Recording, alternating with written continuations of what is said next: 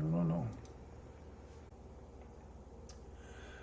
This is the second video for Economics 136 about core options trading strategy, and this is being posted live on Sunday, April the 26th. I had to choose today between posting this or posting a financial commentary video. This was far more important because we're winding up Econ 136 here pretty soon, and I need to get a few of these out to cap off the class.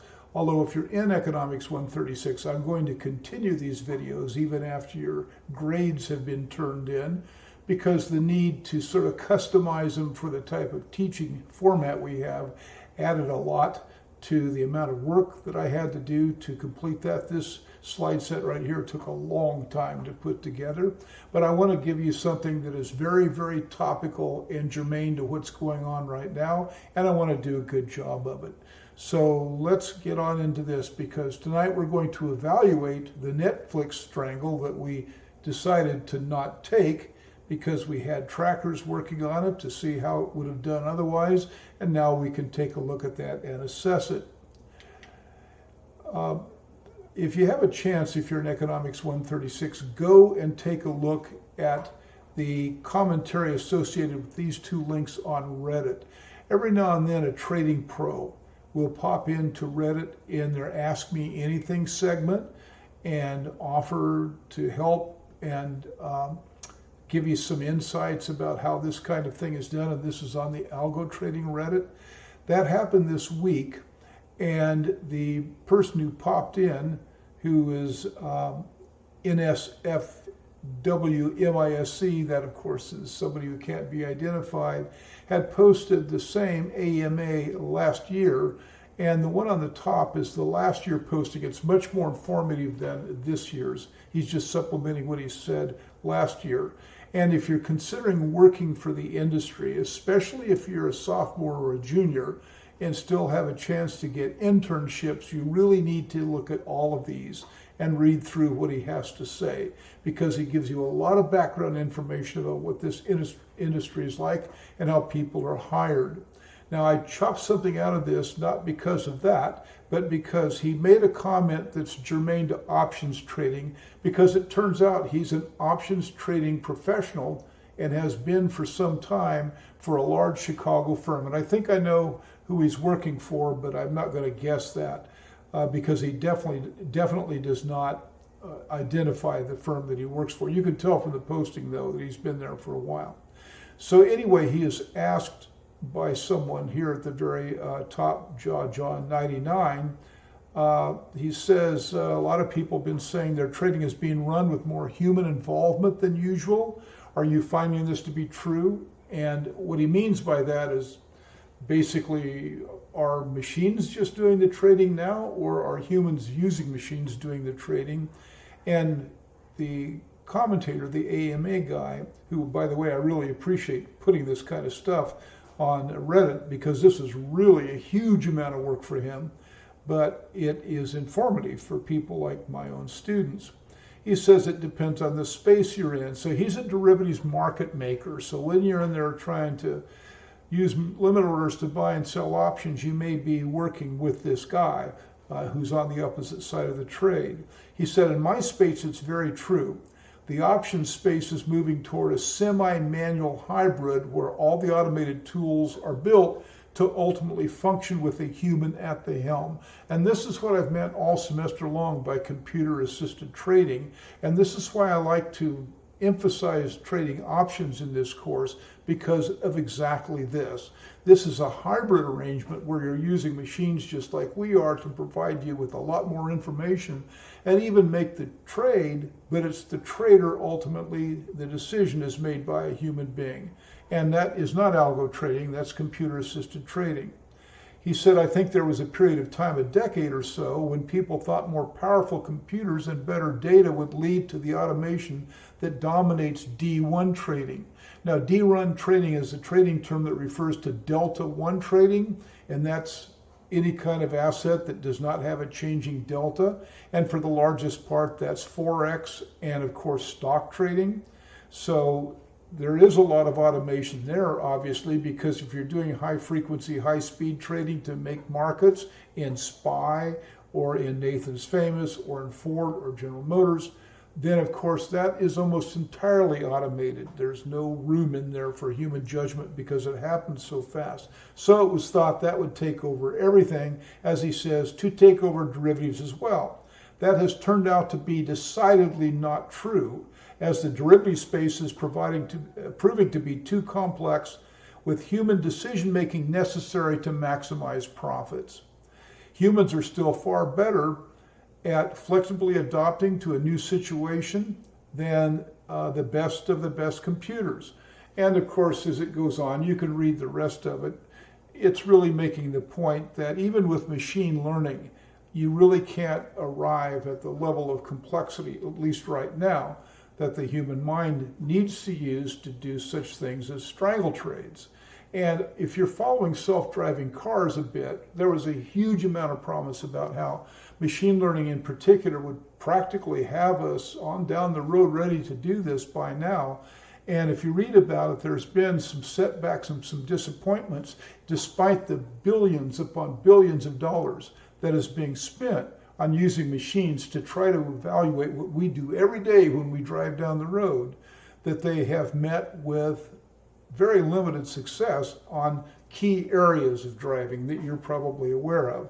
Well, that's also true in financial trading. Someday, perhaps, these machines will try to mimic successfully the kinds of decisions that you make when you do complex options trading, but right now, that's not working. And so I've known that for a while, and I'm glad to see that someone who works in the industry is verifying it for the readers. He says more manual firms are trying to hire developers like mad to catch up with the tech side, and then the tech side is trying to go back and hire human traders because they can't do the delta trading, the non-D1 options, in other words, with just computers. Now, let's go take a look, having said that, about our Netflix. Now, remember, in the last video in this series, we were thinking about doing a strangle in Netflix, and that was posted before Netflix posted their earnings. And Netflix, of course, has posted their earnings a few days ago, so let's see how this would have turned out. First of all, I remind you, we had this slide up. We were looking at the historical volatility for Netflix, and we were looking at some decision criteria from one of the big strangle models. And we noticed that implied daily volatility for these near-term expiries was really high at 0.05. It was higher even than the 30-day volatility. And remember, it itself was nearly double what the stable 2-year and 1-year volatility measures were. And so that was a bit of a concern. And then we finally said, no way, right? Because we saw what had to happen for the call or the strangle to even break even. The call had to either go to 486 or the put had to go to 378. And again, even though the implied daily volatility is 0.5, it just seems to be a bit of a stretch to expect it to do that. So we decided not to trade it, but we decided to monitor it because we have our little machine right here. You can barely see it down underneath this monitor, which is capable of doing that all day long. So as I say, our little Linux Mint demons are hard at work. We're running Linux Mint on at least this one right here, which I don't think you can see it quite. Let me lift it up. It's underneath its own monitor. Remember, it's a tiny little thing right here, right? That's it right there. Get it out of the shadow of the monitor. And we built that thing for about $500. And you can kind of see in the background here, we have the means to build a couple more of them. We have almost all the parts right up here.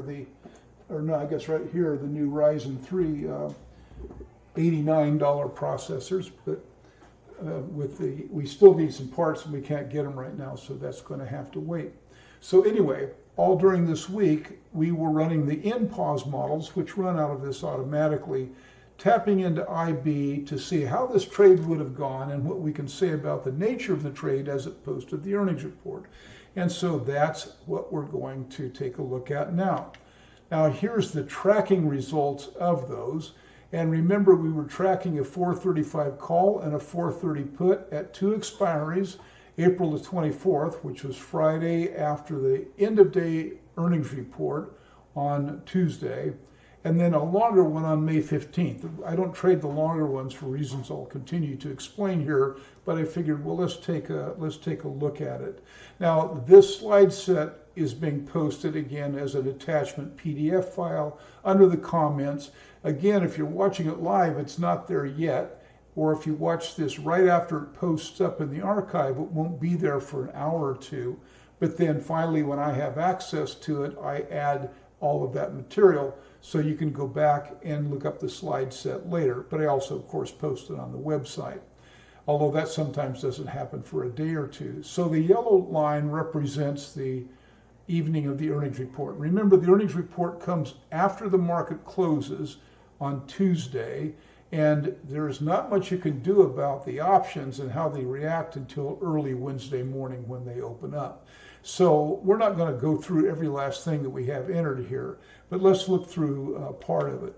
First of all, we have the 30-day implied daily volatility, and the implied daily volatility is being compared to the 30-day historical volatility. So we're using the historical volatility number at the bottom for both of these, 0.048129. And when we take a look at this, though, you'll notice something kind of interesting. The short call, the 24 April, if you look at that upper orange arrow, started out just a little above this when we calculated the implied volatility on Wednesday. And even though, by the way, this tracker was calculating throughout the day, I only took a representative sample from around the middle of each day up until we get to Tuesday, and then I got the last end of day sample. Then Wednesday, I got the 6:30 and 30-second sample, because that's when we'd be trading in and out. So you can see that we'll take a look at this and how it changed, but we can see that the 24 April implied volatility is more or less matched with the 30-day, but the 15 May is actually lower and matched either with, depending on how you look at it, the 1 year or the 90-day. So we'll explore that in a little bit, because that's what we're trying to learn here. Finally, it's very clear that we would have made a massive loss on this. So we did reach the decision not to do it. This would have really been a disaster, because you trace this across, it was gaining in value before the earnings report, despite the fact that we had time decay. The time decay is shown on the very bottom there. But you can see that it was worth 24 cents on the Wednesday right after we bought it. It rose all the way up in value to $3.04 profit. And the strangle itself cost $48.55, so that was not much of a profit. We don't trade anyway for that class of profit anyway. But then on the morning of the earnings report, it had plunged to minus $29.08. Now, considering this is a $48 option pairing, that would have been a really large loss. And then had we decided to hold it through Thursday, it expires on Friday, or expired on Friday, we would have even lost more. That would have been $35.05. The long term gets the same fate also. That cost almost $60 because it's being so distant in expiry. There's a large premium on it. It also climbed in value profitably just before the earnings report. It was worth $7.19 profit on Tuesday. And although I don't trade these, one might consider, well, let's just hold them up until the earnings report, take advantage of climbing implied volatility and sell it just before. Now, I'll say some about that, but had we held it to the next day, although the loss was not so formidable, it was still $9. And then the day after that, let's see if Netflix finally moves into a positive delta range, it's even a bigger loss. And then finally on Friday, it was down $24.73. Now I'm going to trace this all the way to expiry so we can see what would have happened had we just tried to hang on to make money on this. Okay, So that is not very promising. But again, we had criteria. We didn't think this was going to make any money. Now, what actually happened is Netflix went neither up nor down on the earnings report, even though the earnings report was actually quite positive. I was watching it track, and it was moving so little in the aftermarket, the stock itself, compared to how they typically do on these earnings reports. I was wondering if they had postponed the earnings report to another date. So I went and looked it up, and no, they were actually delivering the oral part of the earnings report when I looked it up. So there was no trading interest whatsoever on this earnings report. And it's for that reason, by the way, that I doubt we're going to do any now. May do Apple, I almost always do Apple, but that's not very encouraging. I've never seen a stock, especially one like Netflix, flatline so much in response to an earnings report. And again, as you may have heard, the earnings report was actually quite positive because their growth is growing because of the coronavirus. So that's what explained this. Now, take a look at the time decay there, and you can take a look at IV. And what's going on here when they're rising in value on the blue, 24 cents to 304, 14 cents to 719, given especially on the top one that time decay is quite large, running above $3 a day. On Wednesday it goes to, on Monday, after the weekend it goes to $7, then it goes to $10. How is it we're making a profit? Well, we're making a profit because IV in implied volatility, that is to say the fat premium inside that option, is climbing so rapidly in anticipation of the earnings report that IV is actually overriding the effect of theta. And so that's why these rise in value. Now, because that's true, this doesn't always happen. And I don't think that adopting a trading strategy to jump into this and then trade out just before the earnings report would in fact in the long run be a profitable strategy, because we're tracking at least the short ones all the time, and most of the time time decay actually trumps implied volatility to where the profit's either very small or it's actually a loss. It's not our strategy anyway. We're interested in holding it until after the earnings report. Now here is the mapping that shows the phenomenon that is called IV crush. It expires on the same week of the earnings report. Now, because this is a short-term option, then the appropriate historical volatility comparison for this is the 30-day one. And you can see that at 0.048, for example. 0.48, for example. You'll see, by the way, that after the report has been issued and the IV crush has happened, the IV crush refers to that collapse in implied volatility that happens comparing the left side of the dotted green line to the right side of the dotted green line, because the buildup is obviously in anticipation of the earnings report, and regardless of how the earnings report turns out, implied volatility falls back down to its normal level. And you can see that the green line that is horizontal is matching pretty much the 30-day volatility. It's at almost exactly the same. The 30-day volatility is 0.048. Now that doesn't always happen. Sometimes it falls below the most recent measure of historical volatility. But this kind of means, as I keep telling people, that this market really is pretty efficient.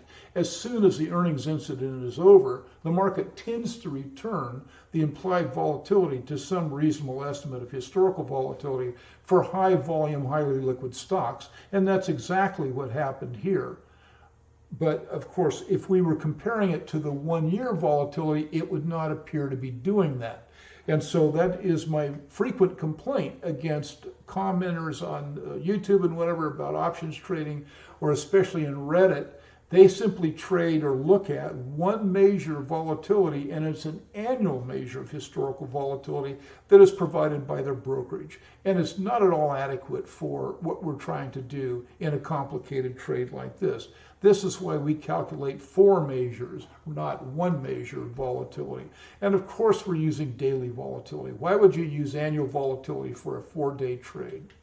So anyway, this is the longer term one, and so it didn't quite have the ramp up, but you can see that its long-term trend is actually more associated with the 2-year or 1-year measure of historical volatility. And that's something you have to remember when you're looking at an event coming up. What ramps up for the largest part a lot is only the option chain that expires right after the event. The further out you go, the more tied an option chain is to the longer, more stable measures of volatility. So even in periods when you're not trying to measure earnings and you track implied volatility, the nearly expiring ones will be way up there at the 30-day measure, like 0.048 or 0.05 or 0.051, whereas the same stocks, more distant expiries will be closer as you move out a week or two to the 90-day. And then, as I said in the last video, when you get out to 1 year, it's basically no higher than the volatility measure you have that's a long-term volatility measure. And people don't really realize that. That's consistent here. You can see that there was an IV buildup for this longer option. It's a 15 March. But as soon as the earnings were disappointing, and remember this one lost a lot of money as well, it didn't immediately come back down to the 2-year or 1-year historical volatility, but it did within 3 days. And so that's fairly consistent what I see when I trade these options. Now, this got us some attention on Reddit. Now, the person posting here, Petrifly42, wrote this long discussion about implied volatility, and he did a good job of it. I'm not criticizing him here, actually. He put a lot of work into it and tried to explain to younger people on Reddit, or people at least new to trading, about what this IV and IV crush stuff is all about. And he used Netflix as an example. This came out actually the day or two after, about halfway through the time when I was preparing the early part of this lecture. So he says, great example of what you may have read called IV crush occurring, and he refers to exactly the trading that we're looking at. He says the day before the announcement of $420 call, we were looking at a 430 expiring on 515. We weren't looking at the 515. Well, we were looking at the 515, but we were also looking at the 429. We would have not have traded the 515. It was worth a whopping $44 at the close. Yes, it would cost you $4,400 to buy 100 shares of Netflix at a price $3 higher than it crossed that day. IV rank for Netflix was 71. Now, traders on Reddit often refer to IV rank, and that's provided by a broker, and that's simply a ranking of the implied volatility, which is dynamically calculated, I presume, by a Black-Scholes model. And the rank is basically how high it got, and they do a ranking of that. And so, for example, we would rank this Netflix 429 at the top rank, probably, because the implied volatility has probably not ever been above 0.05. Although I didn't check that, that may not be true. And so he said next day IVR dropped to a low of 45. The same call option is worth $22.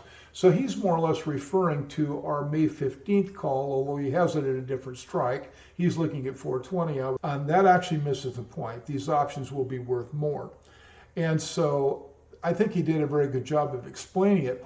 What it generated, though, in the comments is all these people using this single example of Netflix to explain why you should be, like the example of Netflix this last week, because that was really an abnormal result for it not to budge at all, even though they had a strong earnings report. Now, I've all earnings strangles. Well, I actually done 140 earnings strangles and then other types of strangles, like strangles on SPY, in the last 4 years, I think. And so I've done many on Netflix, and I've got the record of every single one. that I've traded. Now, I've only traded about half of them. I either didn't trade for the reason we didn't this time, the numbers just weren't right. More typically, I knew I was going to be busy at school, just like I am this week. I can't trade this week. This is the last formal week of what would have been the normal semester, so I can't track all this stuff. I'll just track a couple more, but I can't trade it. I don't have time. Or else I was on vacation. So a lot of times I missed the summer earnings report because I was away somewhere and couldn't actually trade. So there's a lot of these still. So here's how Netflix has actually done over the years. So this is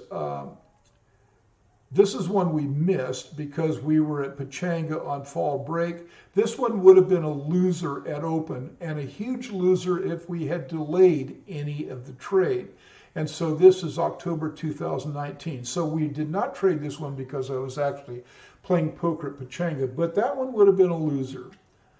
But the 7/15/2019, this summer, the cost of that option, if you kind of look down on all of these on the lower left corner, the cost of the option, and I always put in a cost of 100 shares, whether that's how many I buy. So somebody writing that would not have done very well. Then on the 4/2019, cost of about the same, 2,500. The loss there was 1,042. Then on 16 July 2018, we pretty much doubled up on this one. The cost was 3,775 and the gain was 3,054 because we had a recovery of $6,834. That's because the put went from $19 to $68.20. The call went from $18.75 to 14 cents, but of course the put made all the money. On 10/10/2018, this is actually the largest trading loss I've ever taken on a strangle. This one cost $3,640 and the loss was $2,565. See where it says there in red something? I'm yelling at myself because I violated my rule to sell exactly at the open, and I said this ended up being one of the least disciplined, stupidest trades I've ever made because I did not follow the rule to sell it open after expiration. This would have been a small profit even, or a small loss, but because I wanted to see if Netflix would come up a little bit more, it didn't, and this turned out in a few hours to a $2,565 loss. So this shouldn't even be there. It was a trading mistake, not a problem with the way the option traded. Now look at the option itself. See, it's up there in the corner. This is the aftermarket at 386.30, and it ended at 345. And so that would have been either, as I say, a small gain or a small loss, because Netflix has to move a lot to cover what it has to cover. And you can see actually the implied daily volatility on that trade was 0.07. So the recent one we saw was, I think, 0.09 at the peak. So this was up there with that too. Anyway, going on. Then on the January 2018, cost was 3,170. We made a profit on that of 2,157. Then on July 13th, the cost was 1,415. We made a gain of 451. You can see that it had a discontinuity at the open. Then this one here, I lost the records to, but I think we only lost a tiny amount on this. This cost $11.05, and I think we lost 17 cents. These were actually options that were not right at the money, if I recall. So this was a loss, but it was very small. And this one, we didn't play. This was the granddaddy of all of them. We were on vacation in San Diego, and this would have been a huge gain had we played it. But we couldn't. You can see where this is when Netflix just first started taking off. And this stock is trading before the earnings report at a little below 100, almost exactly 100. And it opened up the next day while I'm down vacationing on the beach in San Diego at about 120 or so. And so, of course, a 20% gain on any stock is going to be a massive winner. So just because Netflix didn't do anything this time doesn't mean that, oh, we should be writing options for Netflix strangles because obviously, we make a lot of money and it doesn't go anywhere. This is about the only time it didn't go anywhere. We didn't make money on every one of those, but we made money on a lot of them, and a majority of them actually for Netflix. That's why I like trading Netflix. Now here's some odds and ends, by the way, about my options trading. I have never made a profit trading Tesla, so I stopped doing it because Tesla behaves weird around their earnings report because Musk all of the time is like tossing stuff out that isn't even true half the time, and so the market's jerking around because of that. And the earnings report is an anticlimax when it happens. The biggest losers in the percentage of times lost was AMD and NVIDIA, where I think I lost about 80% of those. The biggest winner in percentage of time gained, it's not the biggest amount won, but in terms of the number of times I win, is ironically, of all companies, Microsoft, the company I love to hate. I actually win about 70% of the time on Microsoft. The biggest gain ever was Facebook, which plunged from 217 to 177 and gained $6,195 on a cost of $2,205. That's the biggest I've ever had. And the biggest loss was the poorly traded Netflix loss that I just told you about, $2,565 on an investment of $3,640. Now, the one we just experienced, had we been in it, would have been a bigger loss than that. So I'm glad we made the decision. My favorite to trade is good old-fashioned Apple. Apple's very easy to trade in this kind of environment. I mean, in the strangled environment, and I'm sure I'm way ahead on Apple. I didn't summarize all the trades on Apple, but some of them have been quite profitable. So again, you want to think that you want to ride a strangle, and you think that it's easy money.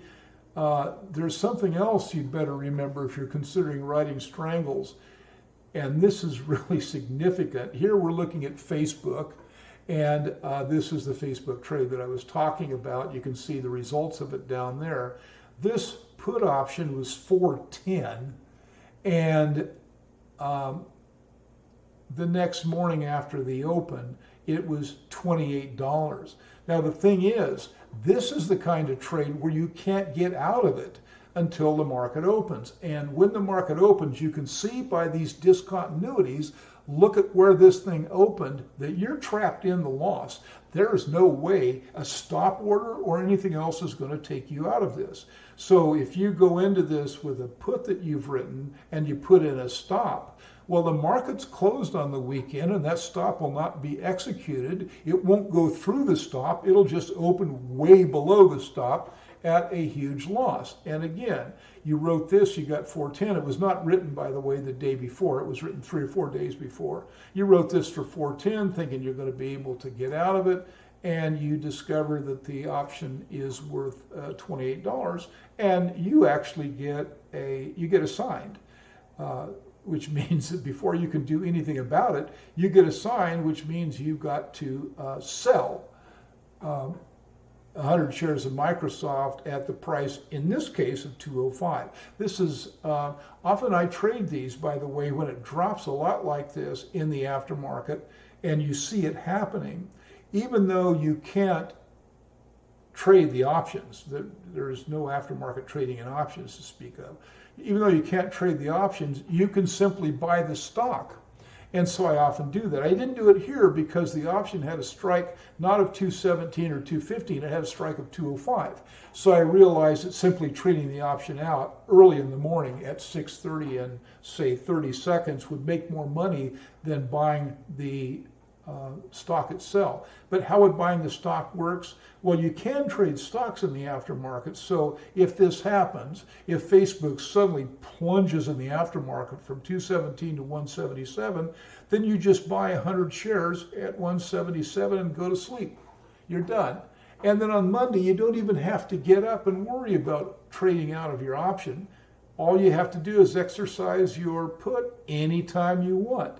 And somebody out there who's being assigned, who wrote that call, is going to have to sell you that stock for, has to buy your stock, because it's a put, at 205. And they have to buy it when you tell them to buy it. So you don't even have to be up in the morning to make that profit. You exercise it anytime you want during the day. And somebody all of a sudden is the proud owner of your stock at a time when it's trading at 177 and they're buying it from you at 205 or 210 or 215. So again, you want to do that, then do it. So let's kind of summarize the strangle strategy. And you say you started with the most difficult strategy first in a series of lectures on strategy. I did it specifically because I knew I could use Netflix as an example. And I think you can plainly see what the example is. Now let's go through this. First of all, stocks, you have to find the right candidate, and a stock has to have a clear pattern of kurtosis, and you have to see it on the day of or after earnings.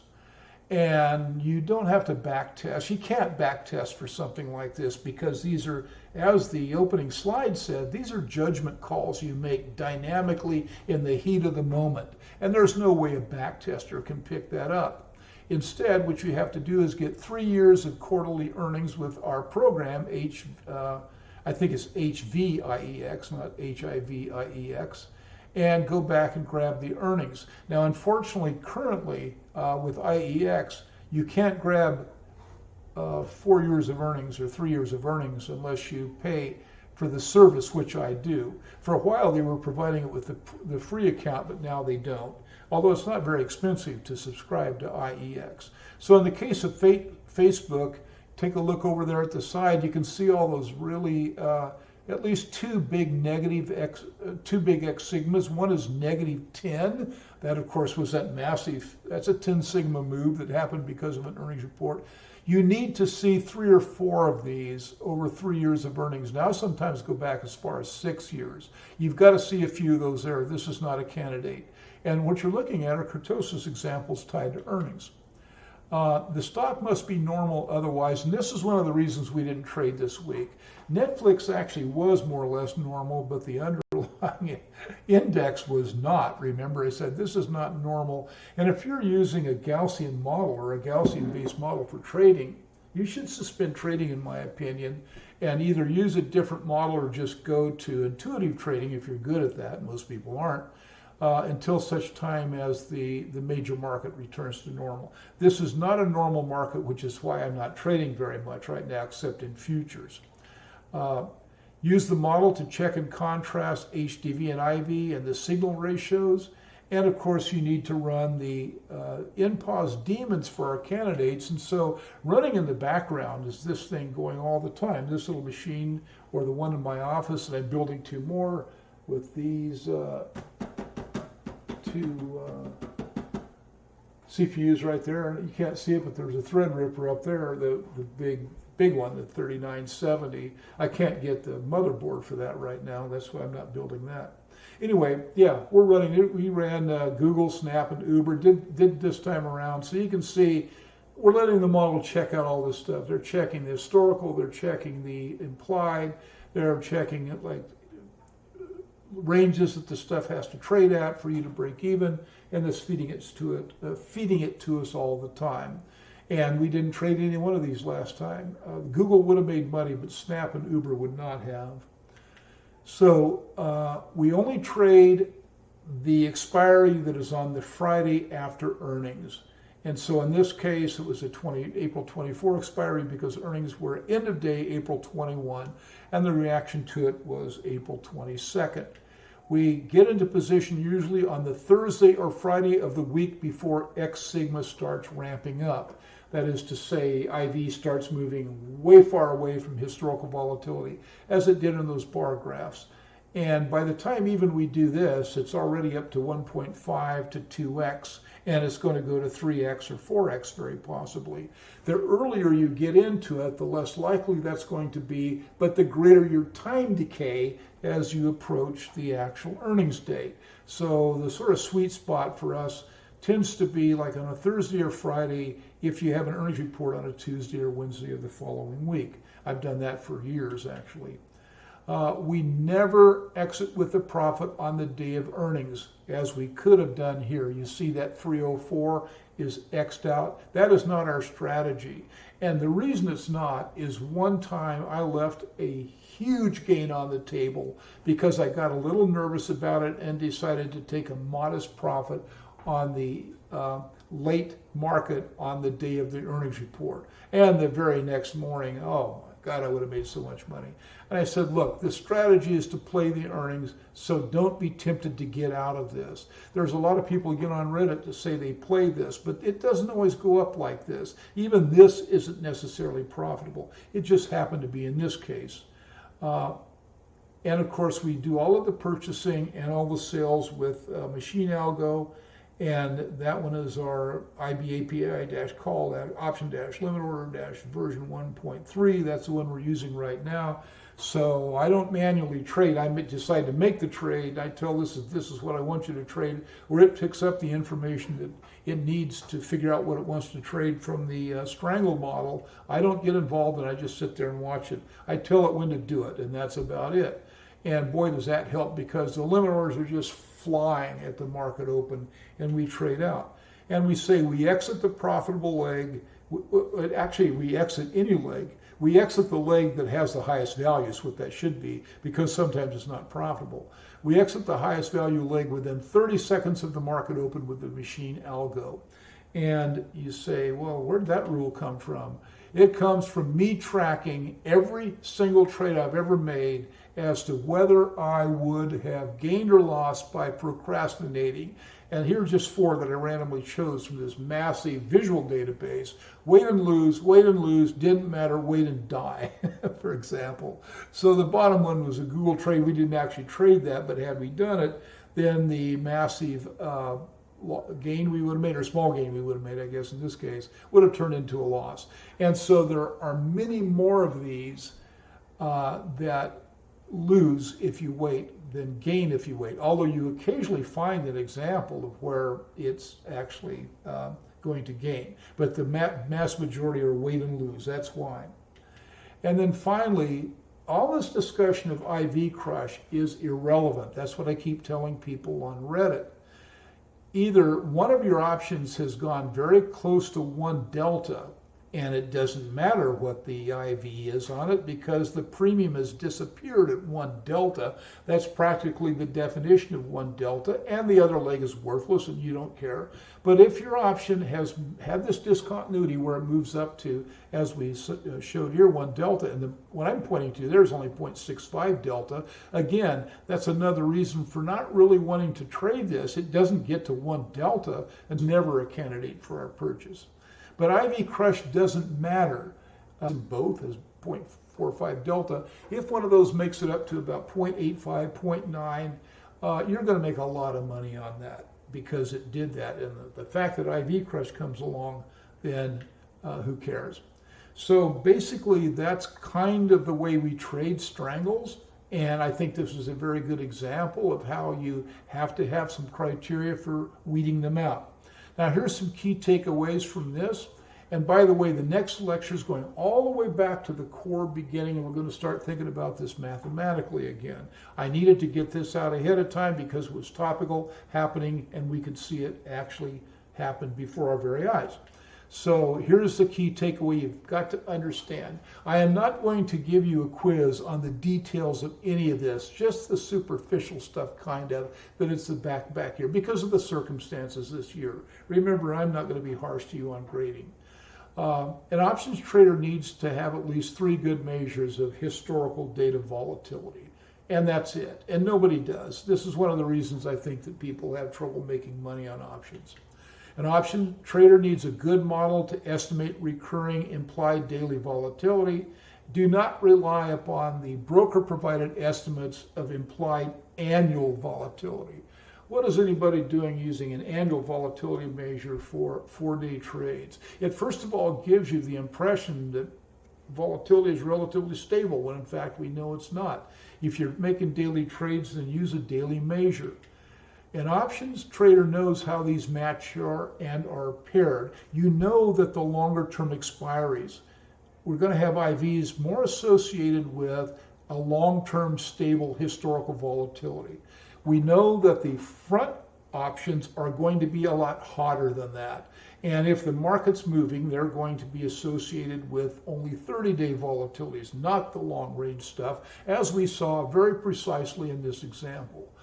An option trader, in my opinion, needs machines and algos for relentless feedback, for tracking, like the NPAWS models that just tell us how we do, how we would have done at every moment, and also tells us how other trades would have happened.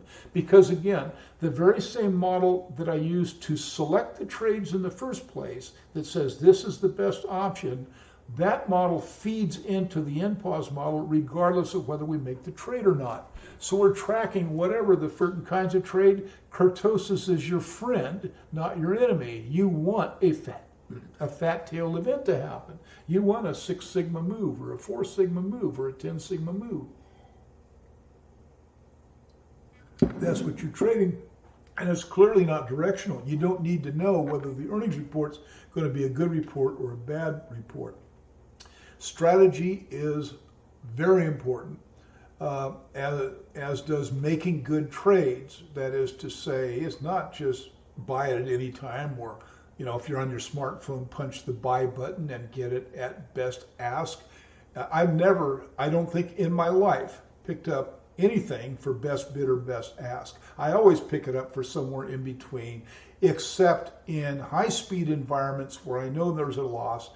Not a loss. In the futures contract I traded oil, I actually jumped below the limit orders to make sure. And finally, we said it one more time, for strangles, IV crush is irrelevant.